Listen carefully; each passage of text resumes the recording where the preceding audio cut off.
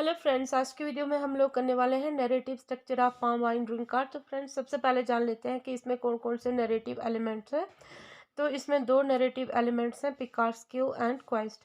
तो Picard's Q क्या होता है फ्रेंड्स? जब कोई भी जो वर्क है वो एपिसोड्स में लिखा जाता है तो उसको पिकार्ड्स क्यू कहते हैं। तो जैसे कि आपको पता है कि जो पाम वाइन ड्रिंक कार्ड है वो अलग अलग एपिसोड्स में लिखा गया है। मेन एपिसोड के साथ जो है वो और बहुत सारे जो माइनर नैरेटिव्स या फिर माइनर जो है वो स्टोरीज जुड़कर आती है। तो इस तरह से ये पिकार्ड्स क्यों हुआ। दूसरी तरफ क्वाइस्ट, तो क्वाइस्ट क्या है? यहाँ पे जो एक जो भी जो ड्रिंकार्ड है, जो मेन प्रोटैगनिस्ट है इस नॉवल का, तो वो क्या करता है, अपने टेपेस्टर की खोज में जो है वो अपनी जर्नी स्टार्ट करता है। तो ये इसके दो नैरेटिव एलिमेंट्स हैं जिनको आप लोगों ने याद रखना है, पिकार्ड्स क्यू एंड क्वाइस्ट। उसके बाद फिर इसमें जो इनके वर्क को कंपेयर किया गया है बीच बीच में कि पाम वाइन ड्रिंक कार्ड वाला जो वर्क है डिवाइन कॉमेडी और पिलग्रिम प्रोग्रेस के साथ जो है वो इसको कंपेयर किया गया है। कंपैरेटिव पार्ट जो है वो हम आगे करने वाले हैं। फिलहाल इसका हम इसमें नैरेटिव स्ट्रक्चर डिस्कस करेंगे। तो इसका जो नैरेटिव स्ट्रक्चर है इसमें दो फ्रेम्स हैं, एक है इनर फ्रेम और दूसरा है आउटर फ्रेम। तो फ्रेंड्स, आउटर फ्रेम या फिर जो मेजर नैरेटिव है उसमें क्या स्टोरी है कि जैसे जो मेन प्रोटैगनिस्ट है वो क्या करता है, अपने टपस्टर की खोज में डेड लैंड के लिए अपनी जर्नी स्टार्ट करता है। और 10 साल लगते हैं उसको अपने टाउन से डेड लैंड तक पहुंचने में और अपने टपस्टर को ढूंढने के लिए। तो ये जो मेन स्टोरी है ये एक मेजर नैरेटिव है। लेकिन इसके साथ साथ जो है वो और भी बहुत सारे माइनर नैरेटिव्स हैं जिनको हम आगे समझेंगे। तो अब जो जैसे आपने पढ़ा है कि जो टपस्टर है, ये ड्रिंक कार्ड है, ये क्या करता है, अपनी जर्नी तो स्टार्ट करता है लेकिन इसको डेड लैंड की तरफ जाने के लिए डायरेक्शंस नहीं पता है। तो इसके लिए वो क्या करता है, अपने विजडम का यूज़ करता है और अपने साथ जो है वो जुजूस को हायर करता है। ये जो जुजूस है इसको इन्फॉर्मेशन देने में जो है वो हेल्प करते हैं, इसको डायरेक्शन बताने में हेल्प करते हैं और रास्ते में जितने भी जो क्रिएचर्स होते हैं उनसे फाइट करने में मदद करते हैं। जो बीस्ट आते हैं, मतलब खतरनाक जो जानवर मिलते हैं रास्ते में, उनसे फाइट करने में मेन प्रोटैगनिस्ट की हेल्प करते हैं, मीन्स की ड्रिंक कार्ड की हेल्प करते हैं। इसके साथ साथ जो है वो बहुत सारे और एपिसोड जुड़कर आते हैं। जैसे हमने देखा सबसे पहले जो है वो एक ओल्ड मैन है। वो जो है वो प्रोटैगनिस्ट को बोलता है या फिर ड्रिंक कार्ड को बोलता है कि मैं तुम्हें तुम्हारा टेपेस्टर ला कर दे सकता हूँ डेडलैंड से, अगर तुम क्या करोगे, डेथ को कैप्चर करके मेरे पास लाओगे। तो ओल्ड मैन के हिसाब से जो डेथ को कैप्चर करना जो है वो ड्रिंक कार्ड के लिए मुश्किल काम होगा। लेकिन वो जो ड्रिंक कार्ड होता है वो क्या करता है, वो डेथ को पकड़ कर जो है वो ओल्ड मैन के पास ले आता है। लेकिन जो ओल्ड मैन होता है वो रिफ्यूज़ कर देता है अपना वादा पूरा करने के लिए, वो टेपेस्टर को ढूंढने में हेल्प नहीं करता। नेक्स्ट हम देखते हैं कि कंप्लीट जेंटलमैन में क्या होता है। मतलब ये जो है ये माइनर नैरेटिव्स हैं, मीन्स की जो इनर, हमने पढ़ा था ना, दो फ्रेम है इसमें, इनर फ्रेम और आउटर फ्रेम। ये जो है इनर फ्रेम्स है, जितनी भी ये छोटी छोटी स्टोरियाँ जुड़ के आई हैं इसके बीच में, तो ये इसके इनर फ्रेम है। तो यहाँ पे जो कंप्लीट जेंटलमैन आगे जाके जो है वो एक और एपिसोड जुड़ता है ओल्ड मैन के बाद, कंप्लीट जेंटलमैन। तो कंप्लीट जेंटलमैन में अगर आपको याद होगा कि यहाँ पे क्या होता है कि जो ओल्ड मैन का धोखा खाने के बाद जो ड्रिंक कार्ड है वो आगे की तरफ बढ़ता है और एक और जो है वो लैंड में एक और टाउन में जा पहुंचता है। उस टाउन में जब जाता है तो वहाँ का जो हेड होता है उस टाउन का, तो वो उसको बोलता है कि एक स्ट्रेंज क्रिएचर ने क्या कर रखा है, उसकी बेटी को कैद कर रखा है। मतलब कि जो ट्रेडर है या फिर जो गांव का जो हेड है उसकी बेटी को एक अजीब से किसी क्रिएचर ने कैद करके रखा है। और अब ड्रिंक कार्ड को क्या करना है, उस लड़की को उस क्रिएचर्स की कैद से बचाना है। तो वो स्कल फैमिली में जा फंसी होती है वो लड़की। तो अब ये जो ड्रिंक कार्ड है वो क्या करता है, उसको उन स्कल फैमिली से आज़ाद करवाता है, उस स्ट्रेंज क्रिएचर से आज़ाद करवाता है और जो बदले में गांव का हेड है उसकी शादी लड़की की ड्रिंक कार्ड के साथ करवा देता है। तो अब उसको एक अपनी जर्नी के लिए एक लाइफ पार्टनर मिल जाता है। मतलब उसको अब कौन मिल जाती है, यहाँ पे वाइफ मिल जाती है। तो अब यहाँ पे उसके बीच में जो है वो बहुत ज़्यादा ट्रांसफॉर्मेशन आती है। मतलब उसकी जो वाइफ है बहुत बड़ा रोल प्ले करती है उसकी लाइफ में। अब उसको पहले वो बंदा जो था वो क्या था, लेज़ी था। अब वो उसको क्या करती है, हार्ड वर्किंग बना देती है वो लड़की, उसको हार्ड वर्किंग बना देती है, केयरिंग बन जाता है। उसको पता चल जाता है कि अब हम, जो लोग हमसे जुड़े होते हैं हमारी लाइफ में, हमें उनकी केयर करनी चाहिए, और हमारी हमारी जो कुछ रिस्पॉन्सिबिलिटीज़ होती हैं उनके लिए, वो हमें निभानी चाहिए। तो वो अब आगे जाके क्या करता है, बहुत ज़्यादा मेहनत करता है, और उसके बीच में जो है वो काफ़ी ट्रांसफॉर्मेशन आती है। तो यहाँ पे जो लड़की है वो बहुत ही अमेजिंग है। वो रिडल्स में बात करती है, मतलब पहेलियों में बात करती है, प्रोवर्ब्स में बात करती है, कहावतों में वो बात करती है, और प्रोफेसीज करती है। जैसे मैंने आपको पिछली वीडियो में बताया था, उसकी वाइफ का जो कैरेक्टर के बारे में, उसकी मतलब जो विशेषताएं थी उसके बारे में, तो वो जो भी प्रोफेसीज करती है या फिर जो भी भविष्यवाणी करती है, तो वो सच सिद्ध होती है। तो यहाँ पे जो उसके अंदर अब हमने सबसे पहले स्टार्टिंग में जब पढ़ा था, तो हमें पता चला था कि जो पाम वाइन ड्रिंक कार्ड है, तो वो पाइन पीने में अच्छा है। लेकिन इसके बाद अब हमें पता चलता है कि वो बंदा जो है वो क्या है, ब्रेव है। देखो, ब्रेव है वो, डेथ को, पहले ही एपिसोड में हमें पता चलता है कि वो डेथ को कैप्चर करके ला देता है, जो कि इम्पॉसिबल वर्क है। और उसके बाद वो जब कंप्लीट जेंटलमैन मैन वाला जो एपिसोड होता है, तो उसमें क्या होता है, उसकी जब शादी होती है, उधर भी वो क्या करता है, अपनी बहादुरी दिखाता है, क्रिएचर से उस लड़की को बचाता है। वहाँ पे उसकी शादी होती है, तो अब वो क्या बन जाता है, केयरिंग बन जाता है, ये उसकी क्वालिटीज़ है, और साथ में वो रिस्पॉन्सिबल बन जाता है। अब उसके कैरेक्टर में काफ़ी ट्रांसफॉर्मेशन आ रही है। ये मतलब जो बीच में जो नैरेटिव्स दिखाए गए हैं, माइनर नैरेटिव्स दिखाए गए हैं, तो ये क्या कर रहे हैं, जो मेन फ्रेम है उसको एक्सपैंड करने में हेल्प कर रहे हैं, और जो मतलब कि जो मेन फ्रेम से हमारा थोड़ा सा ध्यान हटाने के लिए है, और जो भी इसमें जो कैरेक्टर है उसकी पर्सनैलिटी डेवलपमेंट के लिए जो मेन जो फ्रेम्स हैं इसमें ऐड करे गए हैं। तो अभी तो उसको जो अपने टाउन से उसने यात्रा स्टार्ट की है डेड टाउन के लिए, तो एक 10 साल का लंबा समय है। उस 10 साल के लंबे समय में वो अलग अलग क्रिएचर से अलग अलग टाउन में वो जाएगा, अलग अलग क्रिएचर से वो लड़ेगा, तो ये सब चीज़ें होंगी। तो यहाँ पे जब कंप्लीट जेंटलमैन में क्या होता है कि यहाँ पे जो जब उसकी शादी हो जाती है, तो वो 3 साल के लिए जो है वो अपने इन लॉज के घर में रहता है। उसके बाद फिर वो जो है वो दोनों हस्बैंड वाइफ आगे बढ़ते हैं, फिर वो पहुंच जाते हैं रैथ आइलैंड में।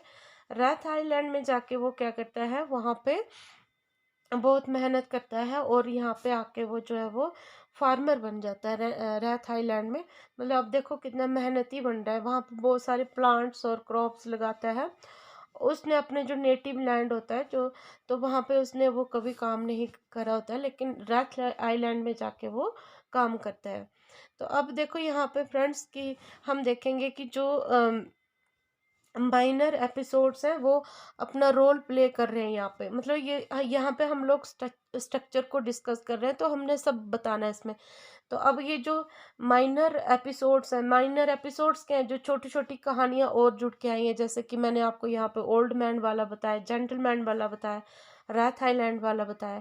तो ऐसे बहुत सारी ये जो कहानी है, तो यही माइनर एपिसोड्स है। तो ये क्या रोल प्ले कर रहे हैं, ये जो सेंट्रल क्वेस्ट है, मतलब जो खोज है, सेंट्रल खोज क्या है यहाँ पे, जो टेपेस्टर की खोज है। तो मेन कहानी तो ये है कि वो टेपेस्टर को खोज पाता है कि नहीं, मेन कहानी ये है। लेकिन यहाँ पे जो और जो छोटे छोटे जो एपिसोड्स है वो अपना रोल प्ले कर रहे हैं। वो यहाँ पे क्या कर रहे हैं कि जो उसको पोस्टपोन कर रहे हैं, मतलब अब हम भूल रहे हैं, बीच में जो छोटी कहानियाँ आ रही हैं, हमारा जो ध्यान है उन पे केंद्रित है।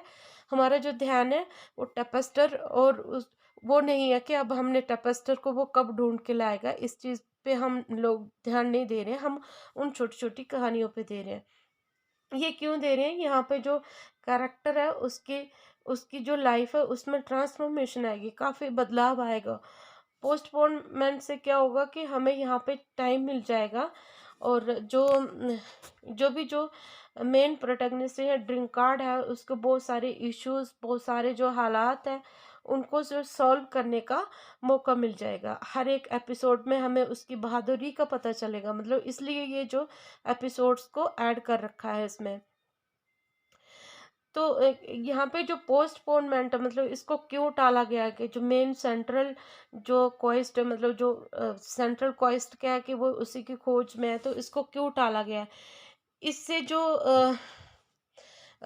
उसको काफ़ी समय मिल जाएगा जो ड्रिंक कार्ड है, और उसमें काफ़ी जो है वो चेंजेस आ जाएँगे। उसकी पर्सनैलिटी में काफ़ी जो बदलाव आ जाएँगे, जो हमें उसमें बदलाव चाहिए थे। जैसे हमने स्टार्टिंग में देखा है कि वो सिर्फ़ ड्रिंक करता है और क्या करता है, खाली मौज-मस्ती करता है और लेज़ी बंदा है, मेहनती नहीं है, अपने बाप का पैसा उड़ाता है। लेकिन यहाँ पे हमें अब बहुत अच्छा लगने लगता है, हम देखते हैं कि उसके अंदर जो चीज़ें, जो बदलाव हम लोग चाहते थे, वो चीज़ें उसके अंदर आ रही हैं। जैसे कि हमने देखा कि कंप्लीट मैन वाले एपिसोड में वो बंदा, मैंने आपको बता दिया कि वो क्या बन जाता है, यहाँ पे जो लड़की से शादी करता है उसको बचा के, फिर उसको वो जर्नी के लिए एक साथी मिल जाता है। फिर वो अपने जब वो मैरी करता है, मतलब उससे शादी करता है, तो उसके बाद वो अ, अपनी वाइफ के साथ वो 3 साल के लिए अपने ससुराल में रहता है। उसके बाद फिर वो जो उसकी वाइफ है, बहुत ही इम्पोर्टेंट रोल प्ले करती है, मतलब कि उसको हार्ड वर्किंग बनाती है। पहले वो बहुत सुस्त होता है, लेजी होता है, अब उसको वो हार्ड वर्किंग बनाती देती है। तो यहाँ पे उसका जो चरित्र विकास हो रहा है, जो उसका जो कैरेक्टर है वो डेवलप हो रहा है, और यहाँ पे काफ़ी जो है वो उसके अंदर जो है वो बदलाव आ रहे हैं। ये जो ये जो माइनर एपिसोड्स हैं, तो ये काफ़ी जो है वो रोल प्ले कर रहे हैं उसकी लाइफ में। तो यहाँ पे जैसे मैंने आपको रैथ आइलैंड के बारे में बताया था कि जब वो रैथ आइलैंड में पहुँचता है, तो वहाँ पे क्या करता है वो, बहुत सारे वहाँ पे वो किसान बन जाता है, बहुत सारे प्लांट्स लगाता है, अलग अलग तरह की फसलें उगाता है, और ऐसा हार्ड वर्क करता है जो कि उसने अपने नेटिव लैंड में नहीं करा होता है। फिर आगे बढ़ता है, तो गिव एंड टेक वाला जो एपिसोड होता है, तो उसमें उसको पता चलता है कि जब भी हम किसी के लिए काम करते हैं, जब कोई भी हमारे लिए काम करता है, तो फिर उसके लिए हमें क्या करना पड़ता है, कुछ ना कुछ जो है वो पे करना पड़ता है। उसके बाद फिर जो इनविजिबल पांड वाला जो एपिसोड होता है, तो इसमें जो इनविजिबल पांड क्या करता है कि वो सारी की सारी जो मतलब जो रेड टाउन के जो लोग होते हैं, वो रेड पीपल मतलब दूसरे टाउन में शिफ्ट हुए होते हैं, तो वहाँ पे जो उन्होंने जो भी क्रॉप्स उगाई होती है, उन सबको वो खराब कर देता है, खा लेता है। तो इससे जो ड्रिंक कार्ड है उससे गुस्सा हो जाता है, तो फिर वो जो इनविजिबल पान है वो उसको छोड़कर चला जाता है।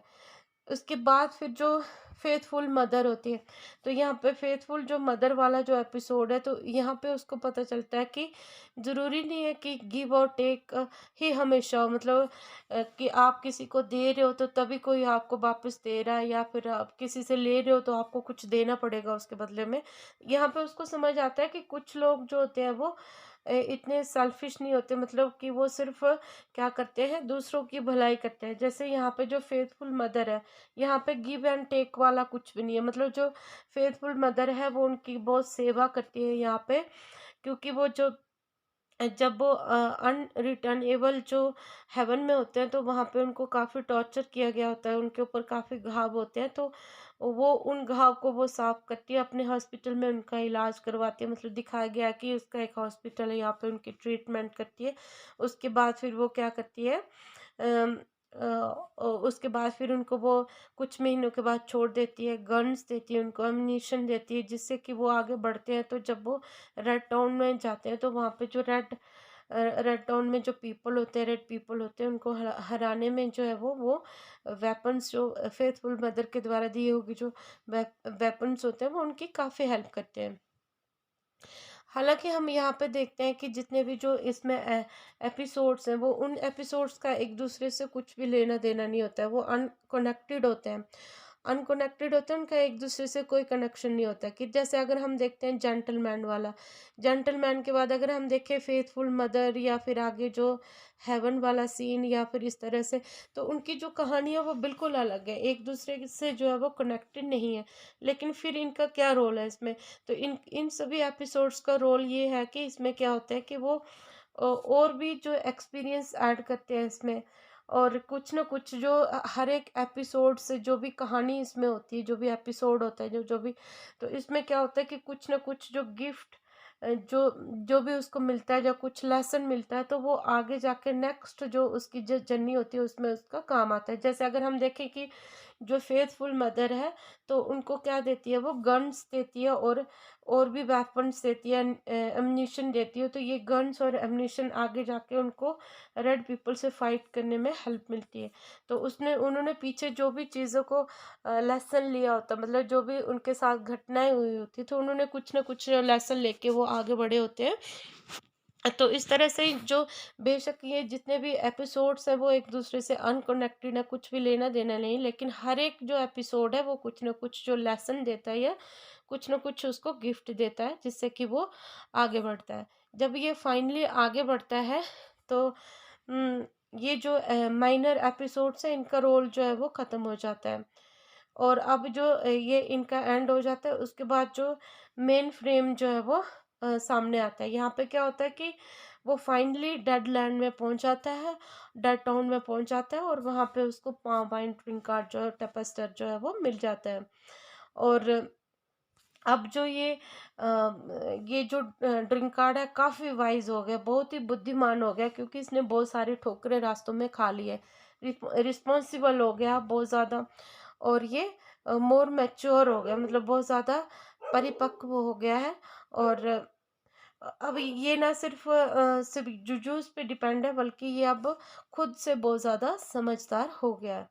बहुत सारे एपिसोड्स ने इसको, मतलब बहुत सारी जो कहानियाँ इसमें बताई गई हैं, और इसमें जो अलग अलग क्रिएचर से, अलग अलग बीस्ट से लड़ता हुआ ये काफ़ी समझदार हो गया है।